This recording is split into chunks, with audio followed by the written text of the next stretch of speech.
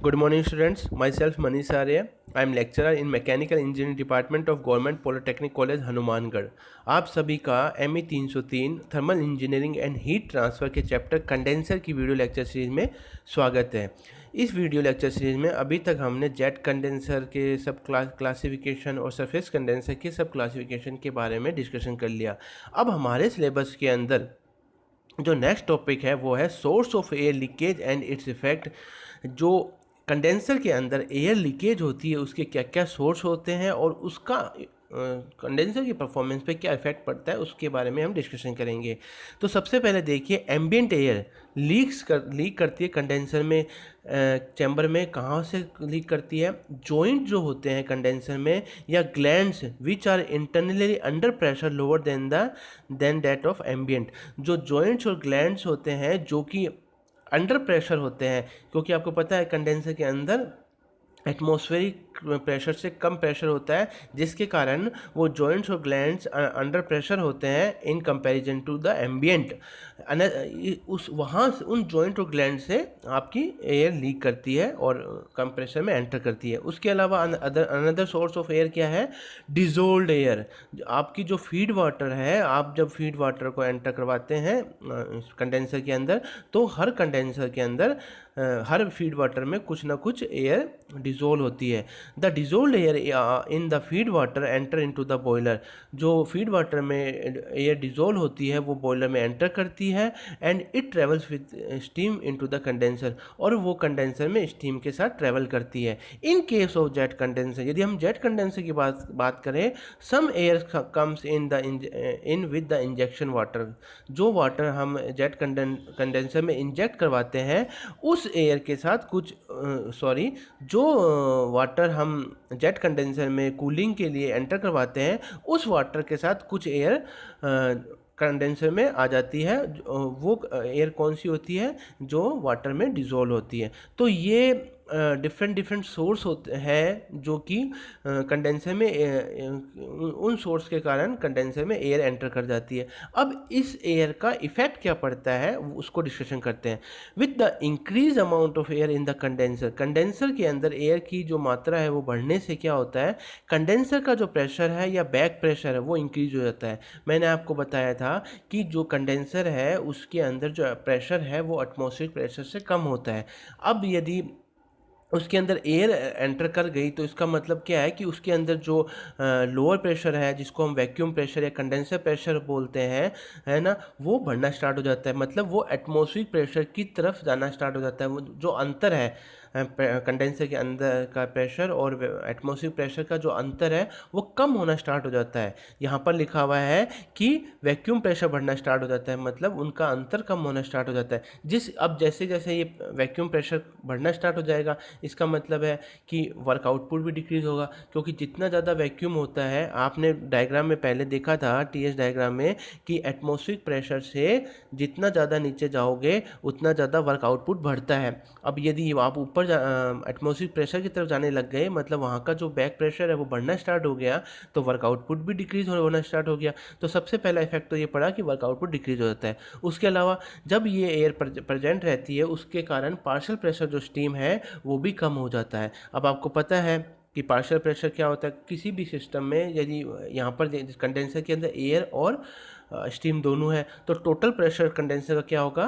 Partial pressure of steam plus partial pressure of air. जैसे ही air उसके अंदर आ गई तो स्टीम का जो पार्शियल प्रेशर है वो कम होना स्टार्ट हो गया। उसके कम होने से क्या होगा कि जो स्टीम का सैचुरेशन टेम्परेचर है वो भी कम हो जाएगा, और सैचुरेशन टेम्परेचर कम होने से क्या होगा कि जो इवोपरेशन एंथैल्पी है, लेटेंट हीट ऑफ स्टीम है, वो बढ़ जाएगी।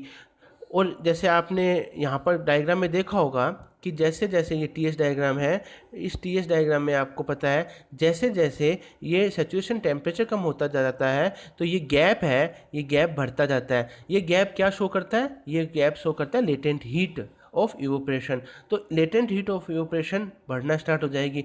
उसके जब बढ़ने के कारण क्या होगा कि हमें मोर कूलिंग वाटर रिक्वायर होगा कंडेंसर के अंदर स्टीम को कंडेंस करवाने के लिए। एक ये इफेक्ट पड़ता है। उसके अलावा जो एयर है, उसकी जो थर्मल कंडक्टिविटी है वो भी पुअर होती है। उसके कारण क्या होता है, रेट ऑफ हीट ट्रांसफ़र, आपको पता है कंडेंसर में वेपर से हीट ट्रांसफ़र होती है वाटर को, तो rate of heat transfer from vapour to cooling medium वो भी रिड्यूस हो जाएगी।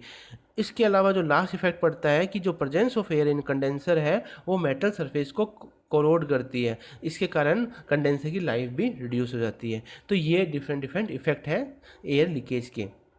अब हम पढ़ते हैं कंडेंसर एफिशिएंसी को। The purpose of the ideal condenser is abstract only the latent heat, जिसको हम एंथैल्पी ऑफ इवेपोरेशन कहते हैं फ्रॉम स्टीम।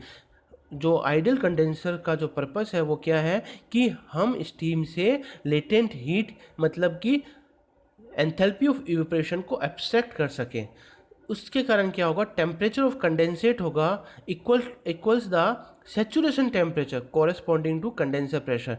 देखिए आपको पता है कि कंडेंसर के अंदर कुछ प्रेशर होता है, उस प्रेशर के कारण उस प्रेशर पर कोई ना कोई सेचुरेशन टेम्परेचर भी होगा। और यहाँ पर यदि हम आइडियल कंडेंसर की बात करें तो उसका पर्पस ये है कि वो लेटेंट हीट को एब्स्ट्रैक्ट कर सके, ताकि जो कंडेंसेट है मतलब जो स्टीम कंडेंस्ड हो चुकी है उसका जो टेम्परेचर है वो टेम्परेचर वहाँ उस कंडेंसर में जो प्रेशर है उसके सेचुरेशन प्रेशर के बराबर हो जाए।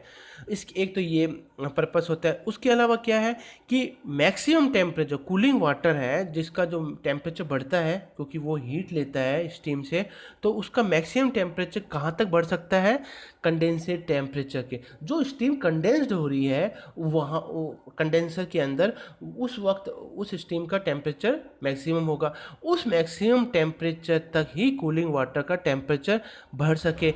पर ये प्रैक्टिकली पॉसिबल नहीं है, मैक्सिमम टेम्परेचर वहाँ तक बढ़ नहीं पाता। मान लीजिए यहाँ पर 40 डिग्री एक टेम्परेचर है, इसके ऊपर आपकी स्टीम कंडेंस्ड होती है और 30 डिग्री के ऊपर आपका वाटर एंटर करता है, और जैसे जैसे जैसे जैसे हीट लेगा तो ये ज़्यादा से ज़्यादा 36, 37 या 38 तक पहुँच पाएगा। यदि हम मैक्सिमम टेम्परेचर की बात करें तो मैक्सिमम टेम्परेचर कितना होगा, ये 40 डिग्री तक अपना वाटर टेम्परेचर इंक्रीज कर सकता है, पर प्रैक्टिकल में ये पॉसिबल नहीं है। इसलिए कंडेंसर एफिशिएंसी निकाली जाती है। Condenser efficiency is defined as a ratio, ये अनुपात होता है किसका, difference between the outlet and inlet temperature of cooling water. जो कूलिंग वाटर है उसका आउटलेट टेम्परेचर और इनलेट टेम्परेचर में जो अंतर है वो उसका अनुपात किसके साथ निकालेंगे, maximum temperature rise of cooling water कितना हो सकता है। यहाँ पर आप फॉर्मूले में देखिए कंडेंसर की जो एफिशिएंसी है actual rise in temperature of cooling water के टेम्परेचर में एक्चुअल कितना राइज हुआ और उसमें मैक्सिमम कितना टेम्परेचर राइज हो सकता था। अब maximum temperature rise of cooling water कैसे निकाल सकते हैं, difference between the temperature corresponding to vacuum pressure. उस कंडेंसर में कुछ वैक्यूम प्रेशर होगा, उस वैक्यूम प्रेशर के कोरस्पॉन्डिंग जो टेम्परेचर होगा वो मैंने आपको बता दिया है कि कितना हो सकता है। जो आपका प्रेशर है उस प्रेशर के कॉरस्पॉन्डिंग जो सैचुरेशन टेम्परेचर होगा वो जैसे मैंने आपको यहाँ पर लिखा है कि कंडेंसर के अंदर जो एब्सोल्यूट प्रेशर है उस एब्सोल्यूट प्रेशर के कॉरस्पॉन्डिंग जो सैचुरेशन टेम्परेचर है वो और इनलेट टेम्परेचर का जो अंतर होगा वो आपका नीचे आ जाएगा रेशियो में। देखिए तो अब कंडेंसर एफिशिएंसी क्या बन गई, जो आपका कूलिंग वाटर में एक्चुअल टेम्परेचर राइज हुआ है वो divide by temperature corresponding to the vacuum, मतलब वो सैचुरेशन टेम्परेचर जो कि कंडेंसर के अंदर एब्सोल्यूट प्रेशर, वो सैचुरेशन टेम्परेचर जो कंडेंसर के अंदर एब्सोल्यूट प्रेशर पर होता है वो saturation temperature minus inlet temperature of cooling water. अब हम इसके ऊपर एक न्यूमेरिकल प्रॉब्लम है जिसको हम नेक्स्ट वीडियो में डिस्कशन करेंगे, क्योंकि यहाँ ये थोड़ा इसको एक्सप्लेन करना पड़ेगा। उसके बाद हम नेक्स्ट वीडियो में वैक्यूम एफिशिएंसी और उसके ऊपर एक न्यूमेरिकल प्रॉब्लम को सोल्व करेंगे। Thank you.